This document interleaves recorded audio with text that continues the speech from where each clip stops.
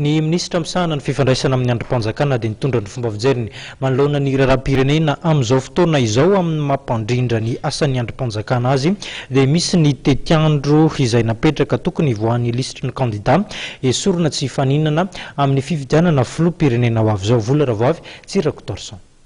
Raha pitso no mety hamoaka ny fanapa-kevitra sy ny lisitry ny kandida esorina tsy hifaninana fifidianana filoham-pirenena ny CES araka nambara minisitra misahana fifandraisana amin'ny androm-panjakana Andriamatoa Manatsoa Victor. Ary heverina hoy izy fa amin'ny herinandro ny lisitry ny kandida afaka mifaninana ofisialy amin'ny fifidianana no mivoaka. Fa mipetraka soamasara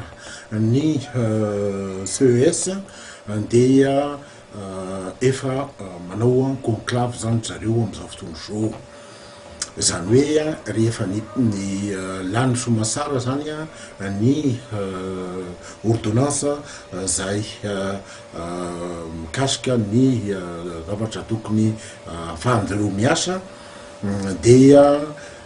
efa nametraka ny atao hoe ahoana ny fomba izerena ny olana tamin'ny safidy natao tamin'ny farany teo. Ny tsara marina dia hoe tafiditra soamasara zany ao anatin'le hoe contentieux électoral zany ny fandefasana na ny fanomezana nyreny quarantième candidat reny satria misy ny nanohitra, misy ny tsy faly, misy nandefa taratasy sy ny sisa sy zao ihany fa taloha ny dikan'izay araky ny andininy enina amby folo amby zato ny constitution dia anjaran'ny HCC no mijery an'izay constitution zay. Ny HCC kosa nefany amin'ity tetezamita ty dia mijanona heky io zavatra io fa ny CES no manao azy ka fa maromaro ireo olona zay araky ny volazan'ny lalàna nanao ny nandefa taratasy tany amin'ny CES misy folo eo angambany izy ireo ary mino asika fa raha pitso tsabotsy alohan'ny minuit dia mivoaka ny liste iza amin'ireo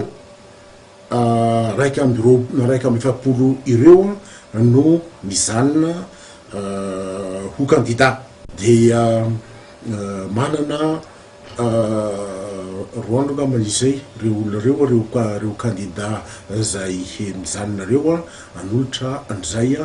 dia mino asika fa hoe amin'ny talata 20 aogostra dia mivoaka soamasara ny lista définitif ny candidat. Momba ny fifidianana filoham-pirenena indray dia laza ministra misahana amin'ny fifandraisana amin'ny androm-panjakana fa tokony hanana filoham-pirenena voafidy mialohan'ny faran'ny taona ny malagasy. Ny senety moa efa vonombonina ho ihany ny calendrier électoral dia mino atsika fa hoe any amin'ny raika amby roapolo aogostra anoany dia mivoaka ihany koa zany ny calendrier électoral zay inotsika fa tanteraka amin'ity taona ity daholo aby zany ny élection na ny premier tour ny présidentielle io da heverina fa azo atao no manatanteraka azy amin'ny voalohan'ny volana oktobra io na ny deuxième tour ny présidentielle miaraka amin'ny législative zay heverina ihany koa fa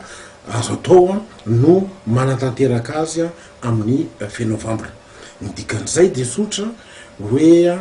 manantena itsika rehetra ny voaka malagasy fa alohan'ny noely dia manana président république vaovao isika. No marian'ny ministra ihany koa fa fotoana tokony hijodian'ny malagasy amin'ny ho avy izao ary fotoana ihany koa hijeren'ny kandida inona ny lalam-panorenana tolony. Everiny fa raha voaja avokoa ny tetiandro izay napetraka teny aloha ireo dia ao anatin'ny bolana voalohan'ny taona 2024 no afaka mifidy lalam-panorenana malagasy.